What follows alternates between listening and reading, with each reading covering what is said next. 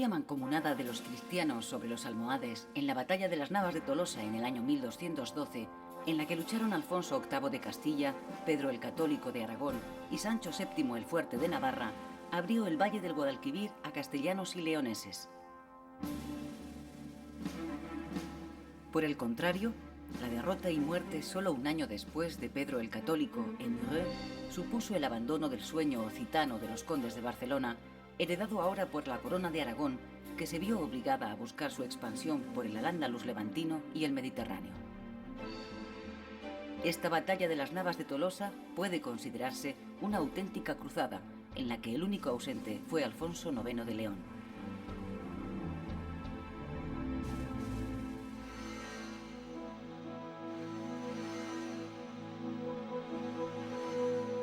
Las circunstancias favorables auguraban que la conquista o reconquista de los territorios todavía musulmanes se lograría antes de que finalizara el siglo XIII.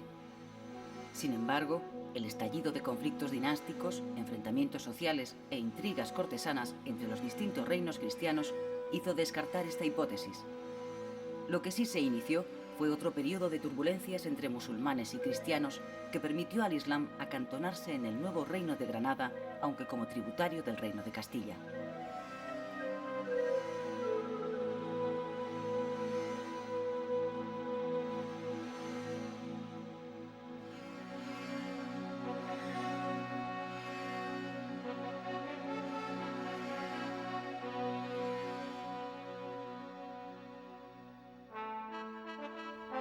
Fernando III el Santo logró reunir por herencia los reinos de Castilla y León.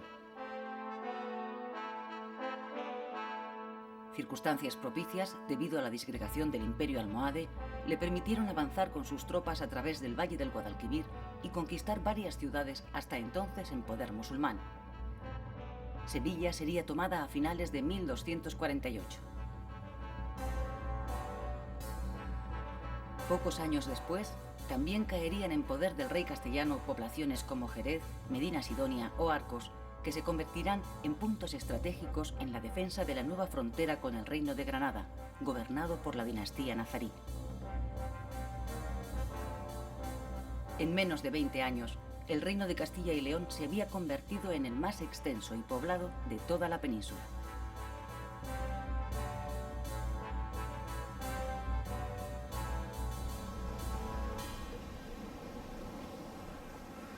Al mismo tiempo, la marina castellana procedente del Cantábrico, mandada por el almirante Bonifaz, desempeñará un papel importante en el sitio de Sevilla, lo que impidió la llegada de nuevos refuerzos norteafricanos. Se estaba consolidando un nuevo proyecto de raigambre marina muy importante para el futuro. Se iban a construir nuevas atarazanas en Barcelona, Sevilla, Cádiz o Palos, así como naves adaptadas a la diversidad climatológica y marítima: naos, carracas, galeotes, carabelas o pinazas vascas.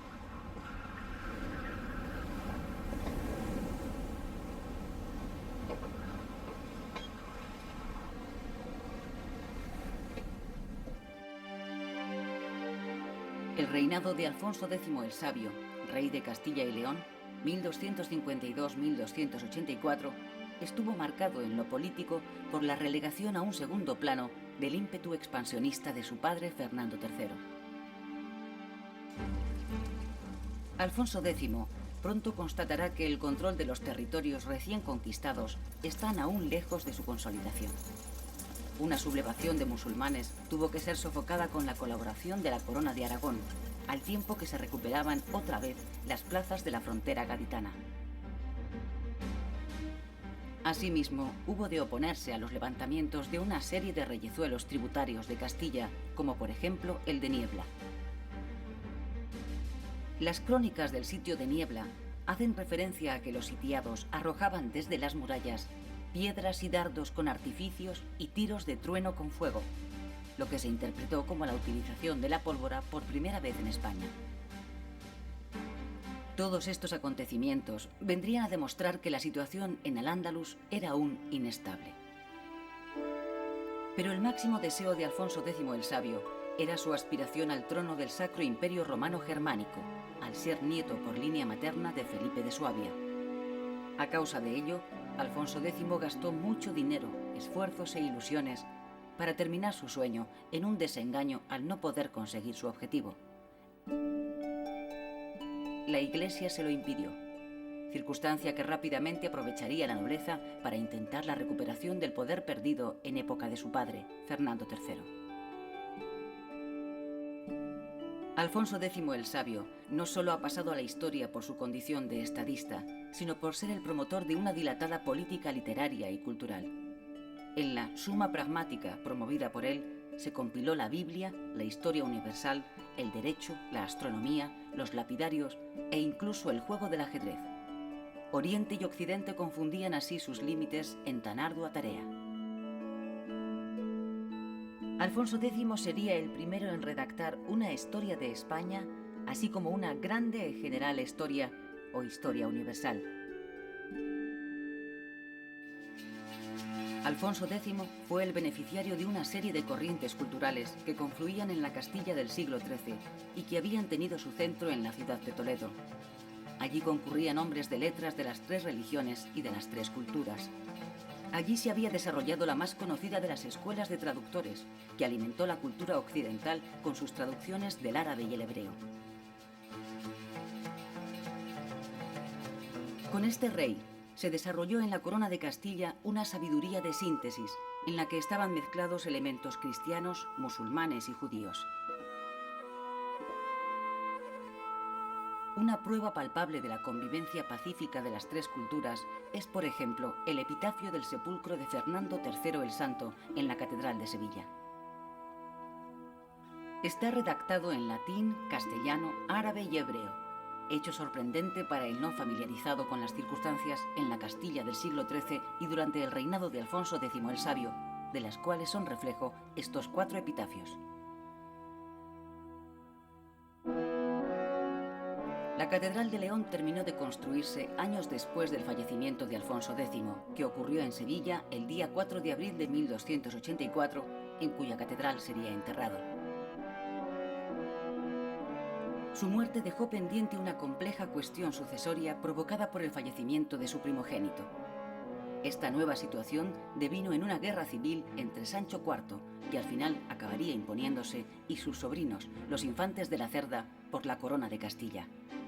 Guerra que sería avivada desde el exterior por la corona de Aragón y desde el interior por las grandes familias nobiliarias que se apresuraron a sacar partido de las dificultades por las que estaba atravesando la monarquía. La inestabilidad interna continuará a la muerte de Sancho IV, ocurrida en el año 1295, iniciándose entonces un periodo denominado de las minoridades de su sucesor Fernando IV y de su nieto Alfonso XI.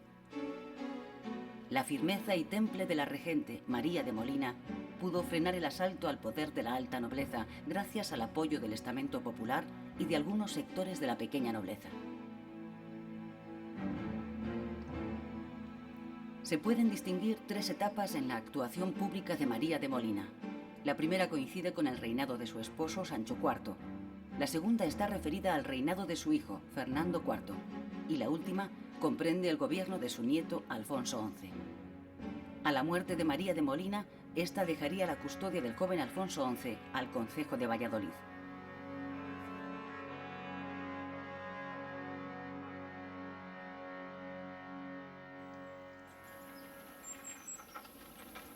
Las conquistas realizadas por los cristianos a lo largo del siglo XII y XIII no habrían servido de nada si no se hubiese logrado simultáneamente atraer a pobladores del norte para ocupar las tierras.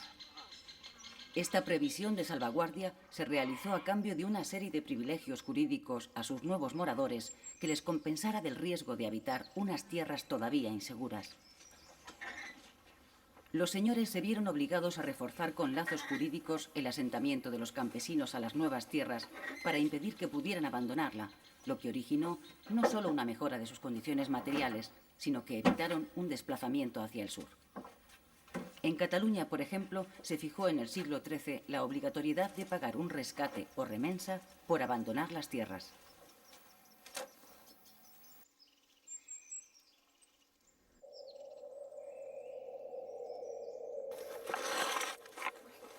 Al término poblar no hay que darle el sentido tradicional que tiene en castellano, sino que su significado sería el de una organización político-administrativa o de dependencia señorial que aseguraba la existencia estable de un poder dominante.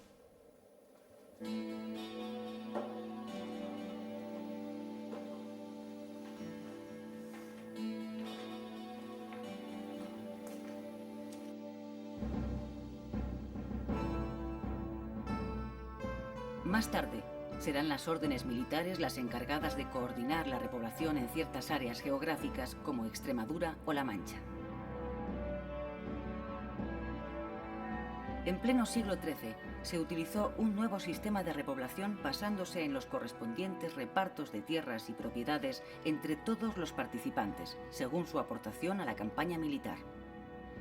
Estas reparticiones afectaron, entre otras áreas, a las de Baleares, Valencia, Murcia o Andalucía.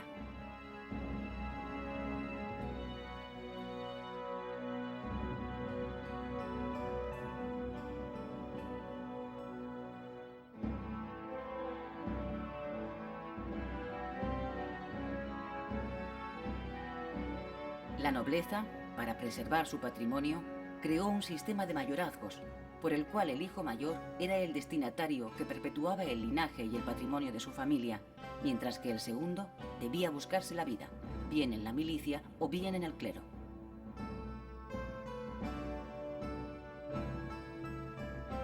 La influencia nobiliaria hizo que en Andalucía y en otras áreas del centro peninsular predominaran los grandes latifundios, cuyos propietarios serán los artífices de la repoblación de las ciudades. Lo cierto es que numerosos gallegos, asturianos, leoneses, cántabros, vascos, navarros, aragoneses, castellanos o catalanes se desplazaron hacia el sur en busca de propiedades, cierta libertad y una mejora de sus condiciones de vida.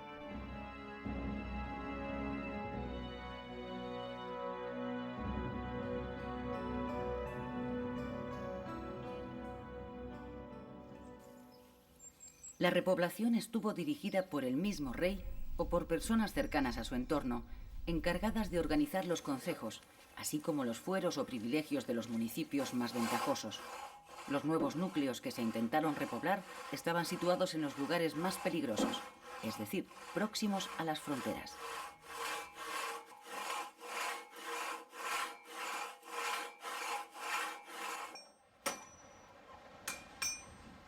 A partir de esta época, los núcleos urbanos surgidos junto al Camino de Santiago irán perdiendo una buena parte de su fuerza económica en favor de los nuevos burgos del sur que suministrarán los productos necesarios para un comercio activo.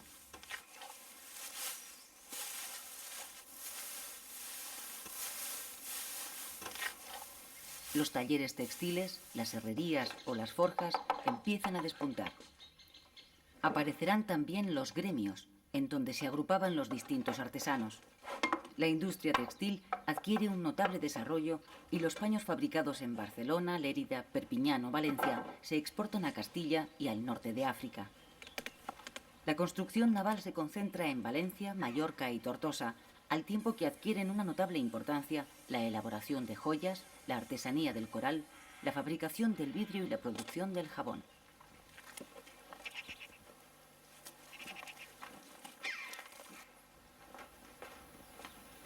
En Castilla y León, la ganadería adquirirá un papel hegemónico debido a la insuficiencia demográfica y a las especiales condiciones que hacen que los pastores sean al mismo tiempo guerreros. Su fuerza económica y militar les lleva a convertirse en dirigentes de los concejos, procurando dedicar las mejores tierras a sus pastos. Las agrupaciones o mestas locales de ganaderos se crearán para encontrar nuevas tierras a costa de los concejos vecinos o de los propios musulmanes, y conforme avanza la frontera hacia el sur, se irá consolidando la trashumancia, al comprobar que los pastos son insuficientes. Alfonso X reconoció en el año 1273 al honrado Concejo de la Mesta, merced al cual los ganaderos lograron acuerdos válidos para todo el reino que serían de suma importancia para el futuro del sector y de la economía castellana.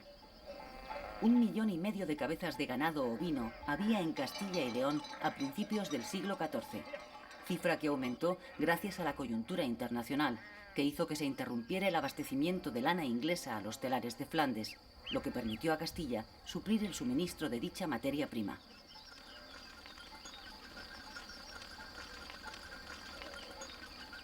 Si quiere, puede más añadir y enmendar si quisiere. Ande de mano en mano, cójalo quien pudiere. Durante los siglos En el IX al 1381 XII, la descomposición de la lengua fue latina compuesta dio esta paso a la historia aparición sobre de las más lenguas daños que romances causan o unas y románicas, otras a otros que en la muchos península engaños. fueron las más Mirad, importantes el mozárabe, no el penséis que galaico es un libro portugués, necio de el devaneo. castellano y el Por favor, catalán. no toméis nada de lo que os Otras digo. con menor incidencia Pues, geográfica como buen fueron el dinero, asturiano, pistorio, el bable, bilbao, el y leonés porque mejor y el sea navarro por aragonés, escucharos, hablaré por trovas, mientras por que en sus cantos, valles se por mantuvo modas, el y vasco, la el tiene euskera, sobrado. hablado en áreas de Pero los el ahora, reinos de hombre, Navarra, también Castilla causa y Francia. quebrantos y mil pecados otros, fantasías y espantos. El castellano, dialecto románico surgido en Castilla, nació en una franja montañosa mal romanizada, inculta y con raíces prerromanas. La modalidad idiomática navarro-aragonesa, hablada en el lugar en donde confluían tres reinos, Castilla, Navarra y Aragón, daría origen en el siglo X a los primeros documentos peninsulares en una lengua romance, las glosas emilianenses y las glosas silenses. Del año 1042 datan las primeras jarchas escritas en romance castellano, aunque con caracteres arábigos o hebreos. Estos primeros textos no se ajustaban a una única norma ortográfica. Sería a partir del rey Sabio, quien publicó sus obras en castellano en vez de en latín, cuando se produjo una cierta uniformidad en todos los documentos. En la historia lingüística del castellano se pueden distinguir dos etapas. La primera, denominada romance, en donde las variedades se van homogeneizando en torno al habla de Burgos, primer centro de nivelación del idioma, y la segunda, llamada castellana, que comienza a partir de la magna obra de Alfonso X. Por influencia del derecho romano, surgió en Castilla el más grande monumento de la ciencia jurídica medieval, las partidas de Alfonso X, intento de ordenación de la vida pública dominado por la idea romanista de que la justicia, y por tanto su regulación, la ley, es una y uniforme para todos.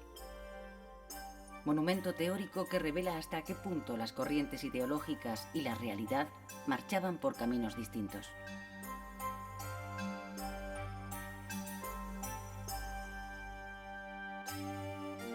Al mismo tiempo, la lengua catalana se consolidará en las homilías de Orgañá y la lengua galaica portuguesa con la riberiña.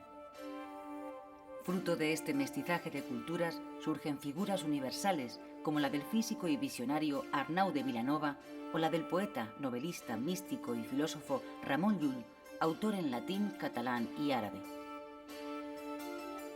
Ramon Llull redactaba por primera vez en catalán conceptos y tratados filosóficos, abandonando el latín. Combatió la teoría de tipo averroísta sobre la doble verdad, hay una verdad para la fe y otra para la razón. Llull uniría ambas verdades al declarar que la verdad de la fe puede ser probada por la razón. El mallorquín Ramon Llull, autor de la obra enciclopédica Arbre de Ciencia, no tuvo ningún reparo en confesar sus analogías con la mística sufí en su Libre d'Amic e Amat. Este libro delicioso es un claro ejemplo del mudejarismo literario. Según Llull, el amado, o sea, Dios, está en el recuerdo del amigo. En su obra Llibre del Gentil y els tres savis, un cristiano, un musulmán y un judío platican amistosamente sin utilizar la menor acritud mientras exponen los contenidos de sus respectivas creencias.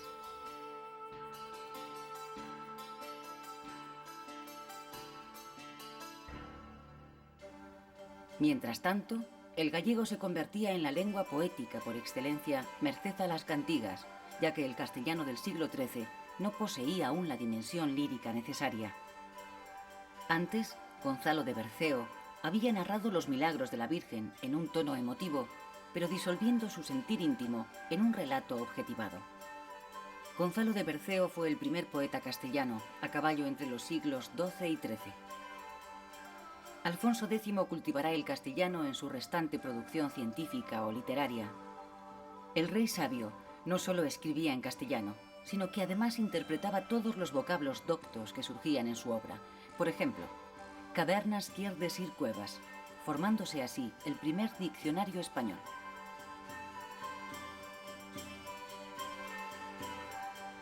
Entre las palabras Hispania y español media un milenio. Los romanos llamaban Hispania a la península ibérica, provincia de su imperio. Hispania es muy probablemente un nombre púnico que significaba tierra de conejos. Español, por el contrario, es un vocablo venido del sur de Francia, del Languedoc, en el siglo XIII, comenzado a usar en Provenza desde el siglo XII en la lengua escrita. El nombre español fue dado por quienes, por razones comerciales o de otra índole, percibían como conjunto una tierra dividida entre musulmanes y cristianos y subdividida entre estos en gallegos, castellanos, aragoneses, catalanes, etc.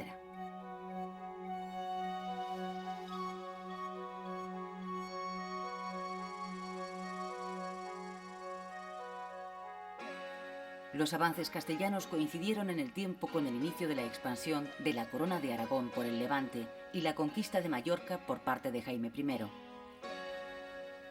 Este rey, después de una triste infancia bajo la custodia de los caballeros templarios, puso fin a la anarquía que imperaba en sus estados tras la trágica muerte de su padre, Pedro el Católico. En el año 1228, al cumplir los 20 años, propuso a las Cortes la difícil empresa de la conquista de las Baleares, sueño en el que ya había fracasado su tatarabuelo Ramón Berenguer III. El inicio de la expansión mediterránea de la Corona de Aragón contó con el beneplácito de los mercaderes y la Iglesia catalana, así como de importantes familias nobles. En 1229 se conquista Medina Mallorca, que pasó a denominarse Ciutat de Mallorca. En el Palacio Árabe de la Almudaina se asentó la corte. Por otra parte, en 1235, una expedición patrocinada por el arzobispo de Tarragona ocupó Ibiza y Formentera, que pasaron a constituir un feudo de la Iglesia tarraconense. La repoblación de las islas se hizo con gente venida del Ampurdán, así como del resto de Cataluña. El expansionismo por el Levante, según lo estipulado en el Tratado de Cazorla con el Reino de Castilla, fue más duro y largo de lo esperado. Se inició con la conquista de Ares y Morella, aprovechando las luchas internas que había en el reino musulmán de Valencia. Más tarde se ocupó Burriana y Peñíscola, y después de una interrupción de 4 años, se tomaría de manera definitiva Valencia en el año 1238.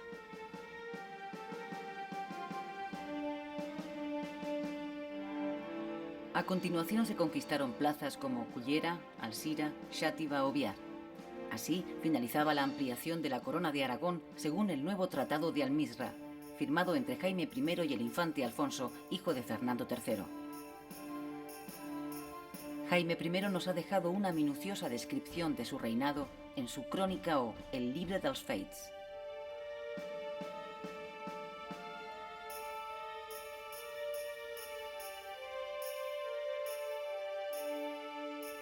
A causa de este nuevo convenio, Murcia quedó excluida de la conquista de la Corona de Aragón y el nuevo territorio del Reino de Valencia acabaría en la línea divisoria entre los ríos Júcar y Segura.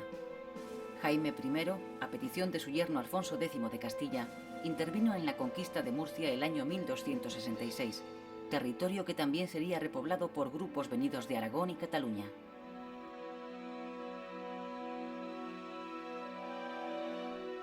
De esta forma, el territorio hispánico en poder musulmán quedó dividido entre Castilla y la Corona de Aragón.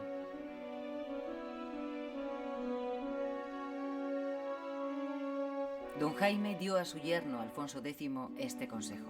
Si no podía mantener unida a él a toda la gente de su reino, que retuviera por lo menos a 2 clases, la iglesia y las villas y ciudades de su tierra, porque son gente que Dios ama más que a los caballeros.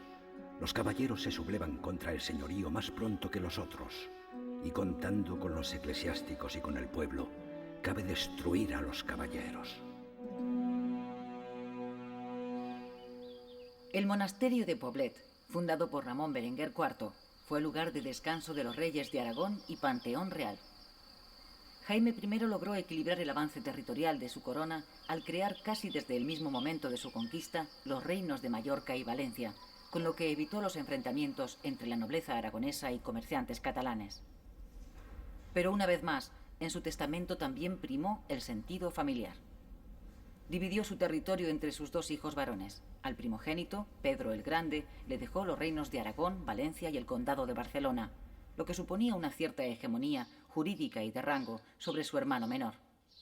Este Jaime II heredaría el reino de Mallorca, el condado del Rosellón y otros territorios ultrapirenaicos, incluido el señorío de Montpellier. Su hijo primogénito, Pedro el Grande, 1276-1285, hombre de experiencia militar y política, hubo de aplacar a los nobles mediante la concesión de privilegios, en especial el privilegio general de 1283, para contar con ellos en sus campañas militares.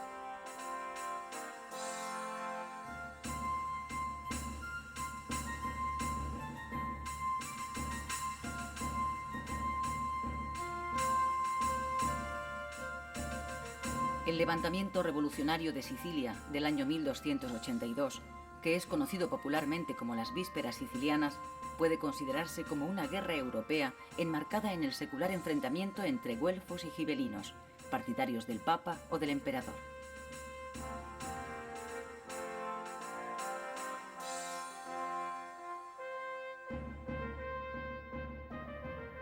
Pedro el Grande, casado con Constanza de Sicilia, recogió la legitimidad frente a Carlos de Anjou, representante de los intereses del papado y del más puro espíritu güelfo.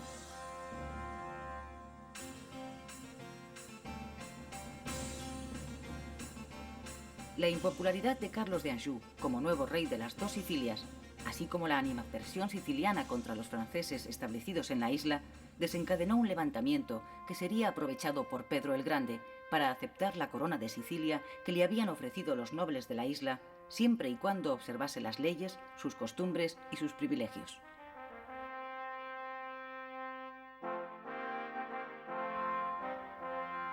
Pedro el Grande fue excomulgado por el Papa Martín IV, de origen francés.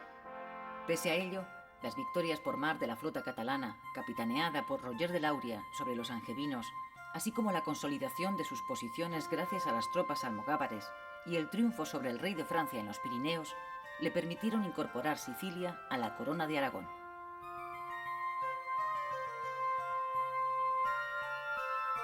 Los cronistas de la época llegaron a decir que en el Mediterráneo ninguna nave podía surcar los mares sin llevar las barras del rey de Aragón.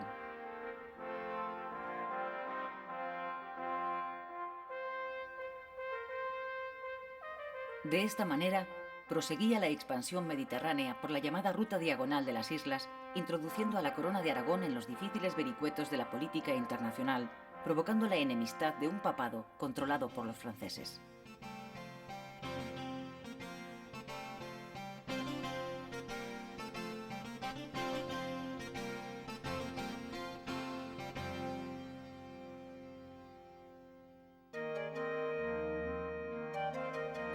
El verdadero artífice del potencial económico de Barcelona será Jaime I, que institucionalizó el sistema de gobierno del municipio con la creación del Consell de Cent, de base esencialmente gremial.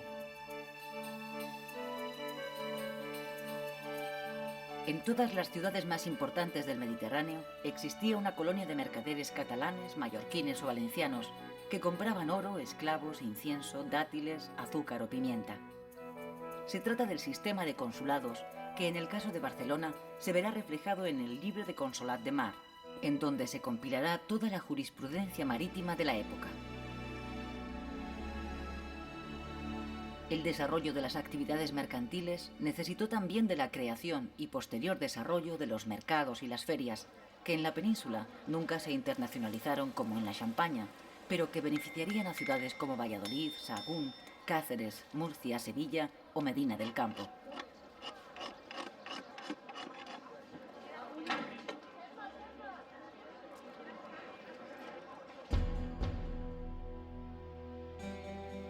Mientras los reinos de Castilla, León y la Corona de Aragón continuaban su pertinaz avance sobre los restos del imperio almohade en Al-Ándalus, Navarra, que había tenido a fines del siglo XII y principios del XIII serios enfrentamientos con Castilla y Aragón, quedaba encerrada en su pequeño territorio.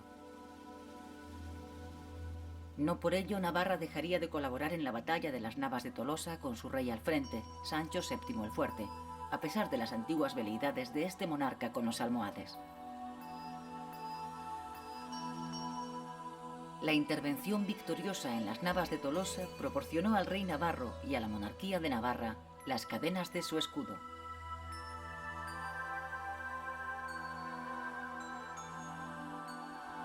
El incremento de la presión fronteriza, desde la unión definitiva de Castilla y León en el año 1230 y el no tener hijos legítimos, llevó a Sancho VII a un prohijamiento mutuo con Jaime I. Esta adopción se reforzó con un préstamo que el rey navarro concedió a Jaime I para sus campañas de Mallorca y Valencia, pero a su muerte en 1234, los magnates laicos y eclesiásticos navarros prescindieron de esta unión. El trono navarro pasaría a Teobaldo de Champaña, sobrino de Sancho el Fuerte, como representante de la vía más legítima. Con la llegada de la Casa de Champaña se puso fin a 3 siglos de dinastía jimena, iniciándose en Navarra el gobierno de una serie de casas francesas que ocuparían dicho trono. La extinción de la Casa de Champaña supuso la entronización de las de los Capeto, convirtiéndose Navarra en una especie de reino satélite de Francia. La desvinculación directa de la corona de Francia se produjo en el año 1328, en que se instalará la dinastía de los Evreux, que reinará hasta principios del siglo XV. Navarra, encerrada en sus territorios hispánicos y en las tierras de ultrapuertos, se había liberado de la problemática peninsular. En cambio, había iniciado contactos culturales de especial relevancia con la Europa francófona debido a las posesiones de sus soberanos, como condes de Champaña o de Evreux, en tierras francesas. Europa iba a entrar en la península ibérica a través del Reino de Navarra, como ya lo hizo en el siglo XI en tiempos de Sancho III el Mayor.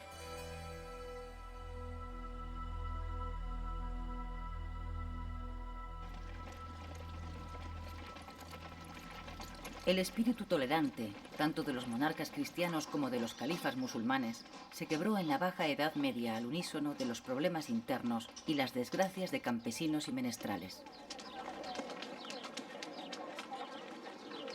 Las asonadas de tinte racista se dirigieron preferentemente contra la minoría judía, quizá por su opulencia y su especialización bancaria, mientras que los pobres agricultores musulmanes sorteaban mejor la anarquía. El declive político progresivo de Al-Ándalus, después de las sucesivas crisis de los almorávides, de las llamadas segundas taifas y del imperio almohade, se frenó en cierta manera con la creación del Reino de Granada por Muhammad I de la familia nazarí, reino tributario de Castilla a partir del año 1232. Este reino musulmán llegaría incluso a ayudar a Fernando III en las campañas militares contra Sevilla. Desde entonces, las relaciones entre Castilla y Granada estarían marcadas por la presencia en ambos reinos de fuerzas rebeldes que buscarán protección y ayuda en el campo contrario.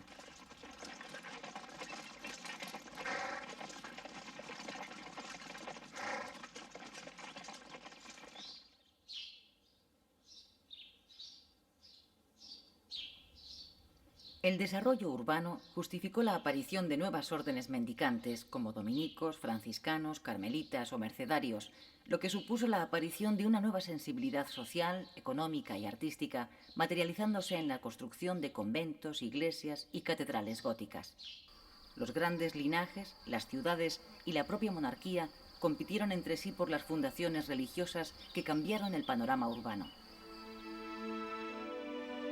El auge económico de Castilla, y en especial de sus ciudades ganaderas, posibilitará la construcción de grandes catedrales de transición del románico al gótico, como la de Ávila y Sigüenza, o góticas como las de León, Toledo, Burgos, Cuenca, Plasencia o Burgo de Osma.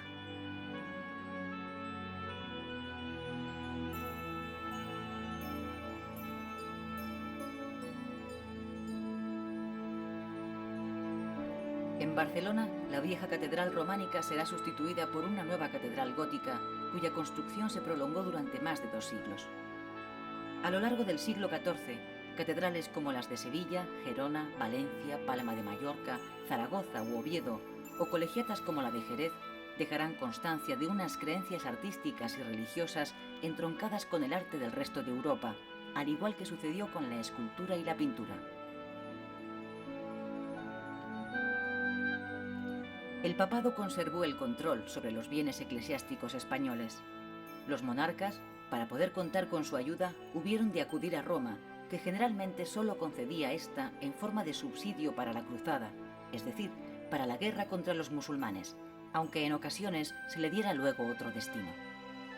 Con esta baza en sus manos, los pontífices podían presionar sobre los reyes españoles, apartándoles de unas empresas y orientándoles hacia otras. En el año 1215, el Cuarto Concilio Lateranense ordenó que los judíos llevaran un distintivo con objeto de que no se confundieran con los cristianos. Al ir a aplicarse en la península la orden pontificia, se alborotaron las juderías y algunos miembros importantes de las aljamas amenazaron con irse a tierra de musulmanes todavía extensas y ricas. El rey Fernando III y el arzobispo de Toledo suplicaron al Papa que suspendiera el acuerdo del concilio en lo tocante a Castilla, porque las rentas reales provenían en su mayor parte de contribuciones judías. Honorio III accedió a aquel ruego en 1219 para evitar graves conflictos al rey.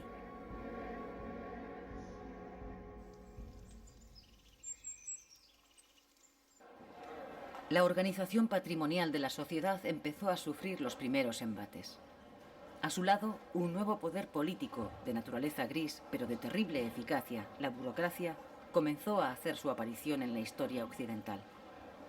El rey, como cabeza de la institución monárquica, era a su vez la personificación misma del Estado. Era el señor natural de todos los súbditos del país. La evolución institucional de los reinos cristianos a lo largo del siglo XIII será similar a lo que ocurrió en el resto de las monarquías occidentales. El control del ejercicio del poder por las cortes, el parlamento o las asambleas, en donde estaban representados los tres estados, el nobiliario, el religioso y el burgués, parece que tuvo sus orígenes en la monarquía inglesa con la Carta Magna, aunque ya en el año 1188 la Asamblea Leonesa, en época de Alfonso IX, contaba con representantes de las ciudades.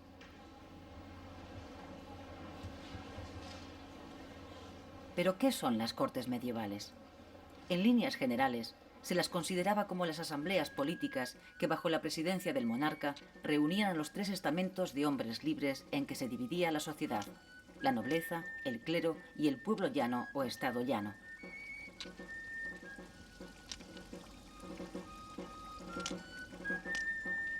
En todo caso, las cortes, ya formalizadas en el siglo XIV, canalizarán los poderes de los súbditos. Los más importantes son la facultad legislativa, la concesión de tributos y la posibilidad de pedir cuentas al rey mediante la presentación de agravios o contrafueros. El rey y las cortes funcionaban como dos órganos detentadores de poder autónomos.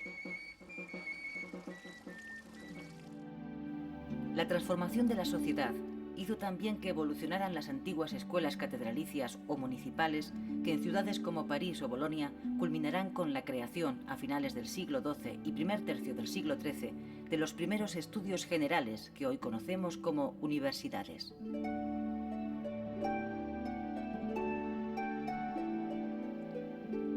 En la península ibérica, el primer centro de alta cultura de una escuela catedralicia capaz de atraer estudiantes de otros lugares sería el de Palencia, que fue confirmado como estudio general por Alfonso VIII en el año 1212. Pero su fama declinó ante la vitalidad de la Escuela Universidad de Salamanca, fundada en el año 1218 por Alfonso IX de León, fortalecida más tarde por Alfonso X, quien en las partidas la definiría como Ayuntamiento de Maestros e de Escolares. La Universidad de Salamanca se distinguió desde el siglo XIII por los estudios jurídicos. A imitación de la de París, a esta universidad se la dotó de distintas cátedras que impartían docencia en materias como arte, gramática, lógica, retórica, aritmética, geometría, música, astronomía o derecho. A partir de entonces, este fenómeno se extenderá fundándose otras universidades como las de Valladolid, Lisboa, después trasladada a Coimbra, y Lleida.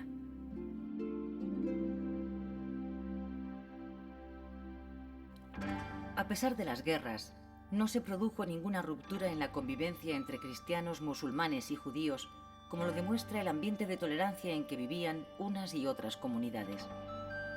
Los vencedores se contentaban con el control de los castillos y las poblaciones fortificadas, mientras que los vencidos eran privados de sus líderes políticos.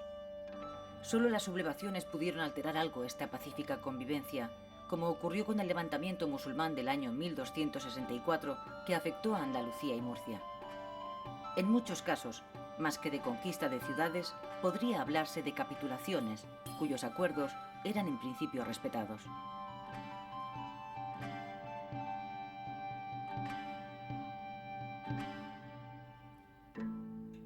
Las comunidades judías y mudéjares vivían en zonas especiales, aljamas y morerías, que tenían su organización y autoridades propias.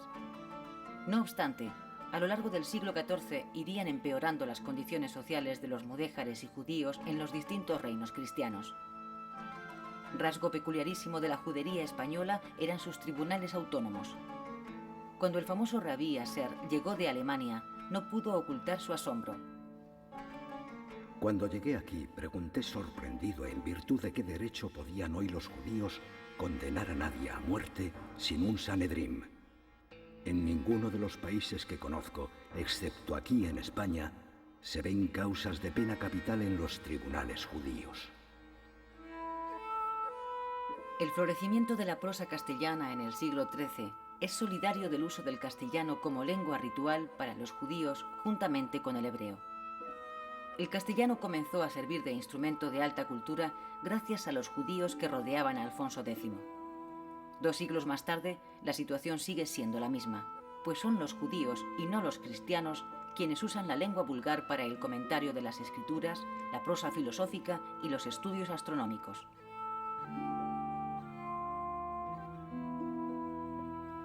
Una vez superado el peligroso momento de las minoridades de Fernando IV y Alfonso XI, a partir del año 1325 se inició el reinado personal de Alfonso XI, que supuso un proceso de apuntalamiento de la monarquía después del largo periodo de convulsiones en la época de Alfonso X, Sancho IV y Fernando IV.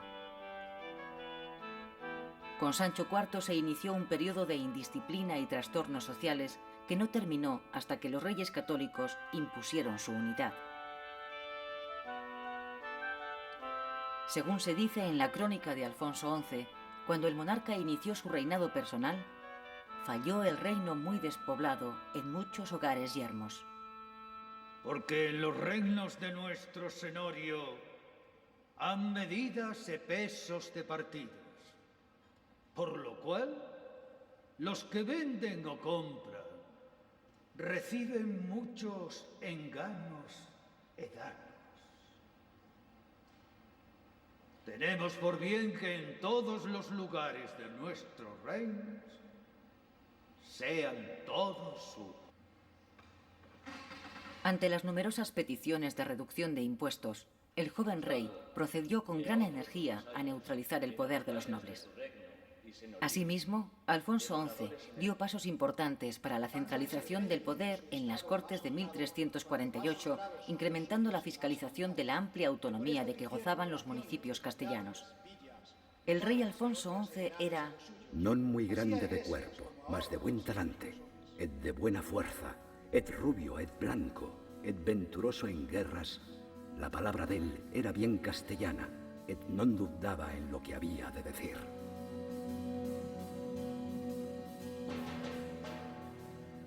Frente al Islam, Alfonso XI ocupó algunas plazas fronterizas del Reino de Granada, lo que motivó un acercamiento de la alianza entre el monarca nazarí y los benimerines del norte de África. En el año 1340 tuvo lugar el choque definitivo junto al río Salado, que supuso una gran victoria cristiana y la conquista posterior de Algeciras. A partir de entonces, se puede afirmar que la batalla del Estrecho quedaba resuelta a favor de Castilla, poniéndose fin a una serie de invasiones africanas que se habían iniciado 2 siglos antes por los almorávides.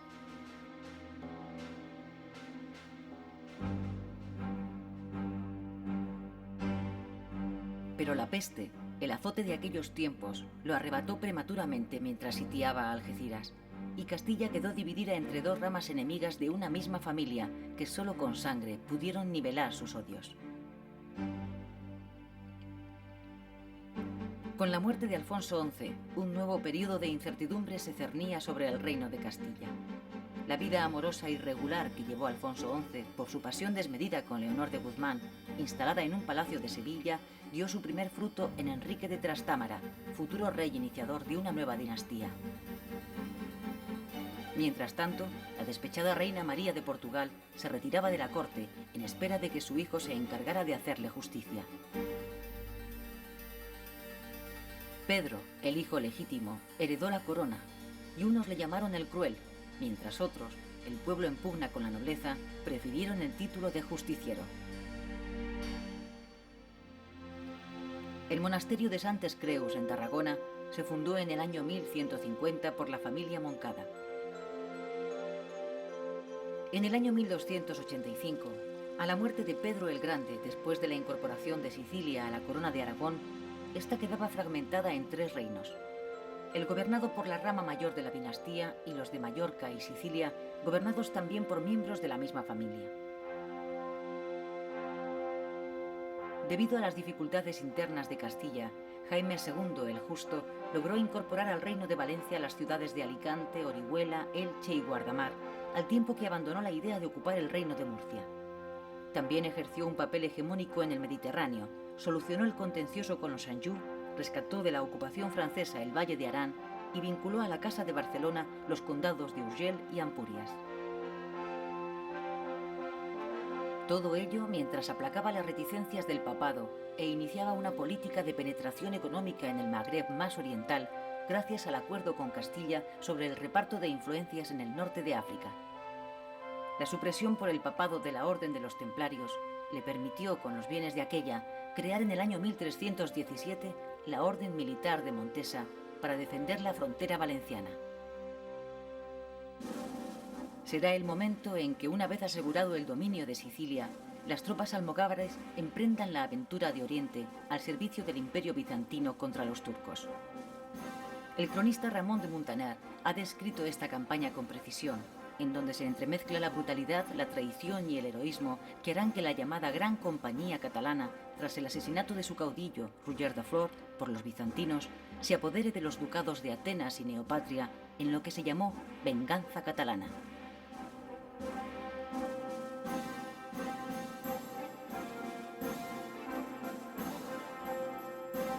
Esta etapa de expansión mediterránea de la Corona de Aragón en el siglo XIV se cerró con el esfuerzo militar y económico de la ocupación de Cerdeña, en donde los poderosos clanes de la isla, incitados por pisanos y genoveses, opusieron una gran resistencia, a la vez que se hacía patente el enfrentamiento entre Génova y Barcelona por el control del comercio en el Mediterráneo occidental.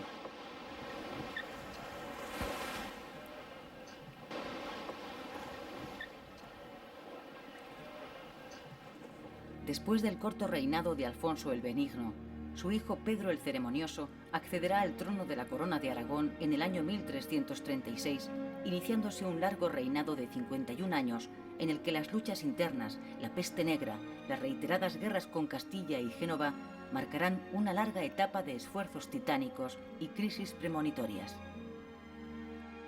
Cuando solo habían transcurrido 12 años de la subida al trono de Pedro el Ceremonioso de Aragón y faltaban 2 para la muerte de Alfonso XI de Castilla, la península ibérica, en especial los territorios de la Corona de Aragón, se vieron afectados por la peste negra, que en muchas ciudades diezmó la población.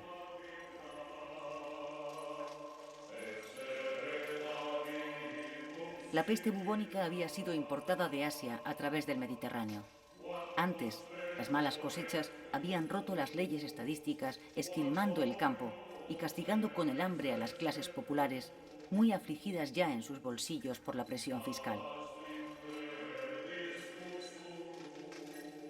Era un mal presagio de futuro, así como el inicio de unos tiempos de crisis que castigó duramente a los reinos cristianos peninsulares.